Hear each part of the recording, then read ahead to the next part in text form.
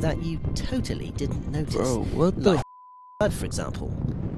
It wasn't even actually there. Neither this blood nor this blood. In fact, none of the blood in this movie was filmed for real. Now, although it may initially seem a lot easier to film real shots of fake blood on set, there was actually a very good reason for doing it digitally. You see, it actually made it a lot easier for filmmakers and more intuitive and relaxed for actors. Right. And this is because they could repeat takes as many times as necessary without having to clean up fake blood from the set and costumes. Wow, so they thought with their brain. Wow, that's crazy. And Okay, reset special okay. effects like squibs, which are small explosions for bullet impacts, in between each take. However, the trade-off for doing it digitally meant that the VFX teams had to create an exact 3D digital copy of the set. And the reason why is... Okay, wait, so if I'm adding VFX to a video, right? I do music videos majority of the time. If I'm doing VFX and long story short, I don't recreate the scene if I'm putting stuff in the scene, if I'm 3D tracking, motion tracking.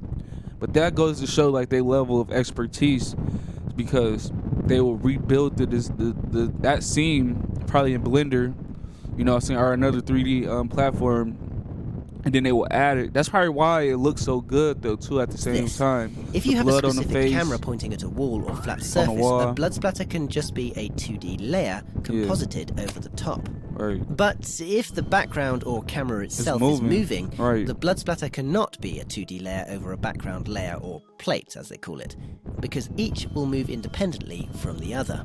Right. Instead, the blood must somehow be anchored to the wall within the set's 3D space. So to do this, they must know exactly where the spatter point on the wall is. Bro, that is crazy. How did they even erase him? You get what I'm saying? Like, so they do a clean shot first? You know what I'm saying? Like a clean shot, but nothing on there. So like none of this graffiti. You know what I'm saying? Or this, if it's, oh my God, my brain is so messed up, bro. You don't know what's real or not no more in these movies, okay? But if I could try to break it down, I'm like, how did they delete the dude, put the blood splatter behind him, on the put him back? X-axis, and they must track exactly where the camera moves in relation to that point.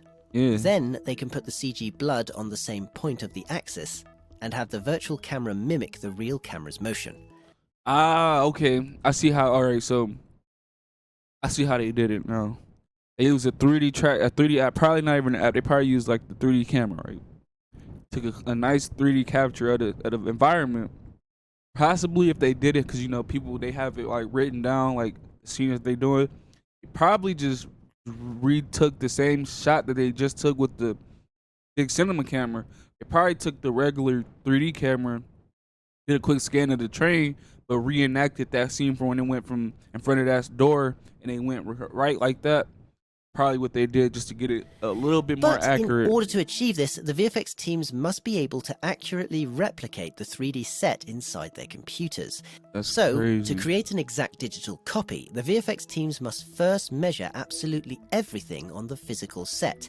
And they do this by using a tool called LiDAR, which stands for Laser Imaging Detection and Ranging.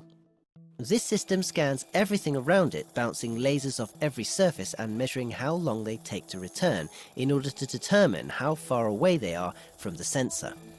Although it may seem like relatively new technology, LiDAR has been around since the 1960s, and it's a lot more common than you might think. It's used in architecture, archaeology, the military, autonomous vehicles, police speed guns. In fact, if you have a high-end Android phone or an iPhone Pro, you probably have a LiDAR sensor incorporated. Anyway, yeah, because you can do the 3D tracking and a stuff. lot of LiDAR scans, not only for the CG blood that had to appear on the walls of the train, but also for the CG blood that had to appear on the Murray Franklin show set. That's crazy, bro. And in Arthur's mum's apartment. They had to 3D track the whole apartment almost. But LiDAR scans weren't just needed for adding CG blood, they were also used to add more trash and graffiti. For example, this train they filmed in principal photography, and this is how it appears in the movie. Right. Although on Bro, the that face of is it, the addition of graffiti crazy. might seem a frivolous use of VFX, when comparing the two, you can see it adds to the deterioration It and definitely adds to the environment, to the texture of the movie, to what you're seeing visually. It take it to a whole nother level, and it don't look cheap. It don't look wonky. Look at this. This looked like it was actually spray painted onto the side of the train, onto the door. It got a little like wear and tear look to it. Like, this is crazy. This and is oppression scary that almost. surrounds Arthur. VFX were also used to apply this depressive feeling to the city of Gotham itself. They wanted to give Gotham a New York feel without actually being New York. So they shot in New York and then removed things that were too iconic. To Hold the fuck up. If they just Photoshop a goddamn. This is what I'm saying with these people that learned this stuff like the super proper way. They treat After Effects like Photoshop, literally. It's so shot in crazy, New bro. York and It's then crazy. remove things that were too iconic. To add to the oppression felt by Arthur, VFX were used to make Huh? And y'all didn't have any problem with like these little extra holes right here, like when trying to. What the fuck, bro? iconic. I can't To even. add to the oppression felt by at Arthur, this. VFX were used to make everything appear in decline, jaded and weather-worn. They also made the buildings appear taller so that they'd loom over him. Everything was raised to tower above him, dwarfing and Bro, the way that they drop that stuff down and then do like the little color correction overlay, they make it look very fucking simple, but it's not. suffocating him. Like, look at This this. continued even to the point where Imagine if I could do something like this without a green screen shooting a music video. Imagine if somebody shoot your music video and the walls, like we shoot it in this room right here. You know what I'm saying? You see the Funkos, the little desk behind me. But what if they did it to like, you shot like that and then you get the video back, it's graffiti all over the walls. You know what I'm saying? The fire shit is common, but y'all get what I'm trying to say. They make it look weathered and, you know what I'm saying, and make it look like depressing. filled Like, that's this crazy. space right here with buildings, just so there would be no breaks as they ran by, no little glimpses of blue sky to alleviate the oppression. In films like Joker, The Revenant, and Once Upon a Time in Hollywood, the visual effects were so invisible because they focused on imagery that you feel and perceive but don't necessarily see. Digital effects in general are underrated because it seems like you just get the computer to do it and that's it, it's easy.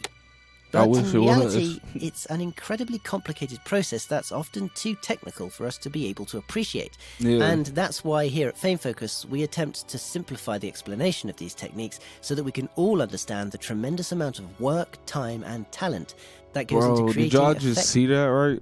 I don't know if y'all saw that. Right here, the dude right here with his hand, he is strumming.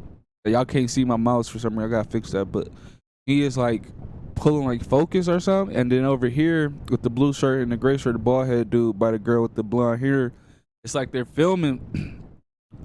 And I want to say they was filming a behind the shoulder shot, but it looked like they're going like a straight pull forward. And he's doing like some focus pulling, but it's nothing there though. Mind you, this is a black screen right here.